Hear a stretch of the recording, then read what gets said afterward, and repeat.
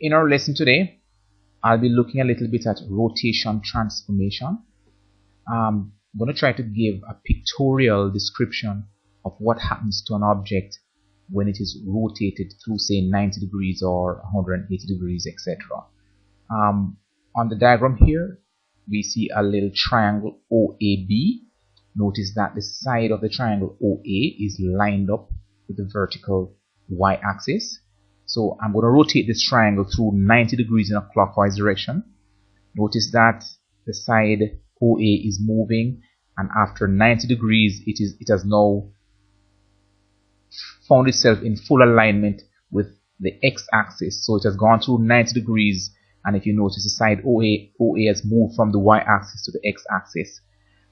Mathematically, we describe this by saying that if we take one point on the object, and recall that when an object is rotated, every point on the object is rotated by the same amount. So I can use any point to describe what has happened to the object by analyzing what has happened to that point. So I'll take point B, for example, and I say by rotating it through 90 degrees, and the convention is that minus 90 represents a clockwise rotation, we say that the point B with coordinates x and y will be mapped onto B prime, where x and y are now interchanged, and y has taken on, or the x value rather, has taken on a negative sign. So we see that the point 1, 3 becomes 3 minus 1, and we have shown this here on the diagram as well. So mathematically, all we're doing is describing what has happened to the object, or in this case, one point on the object after rotation. I can proceed by rotating it a further 90 degrees, so it has now gone a total of 180 degrees. And notice that the object and the image, if you look at point B once more, you'll see that the object and the image have completely reversed in sign. Both x and y have now taken on negative values.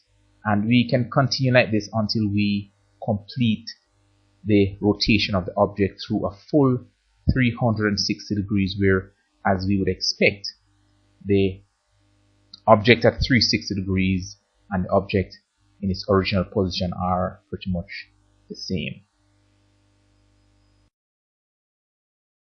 We go ahead now and look at an example where we are given a graph of an object A and its image B, and we're asked to describe fully the transformation that we see.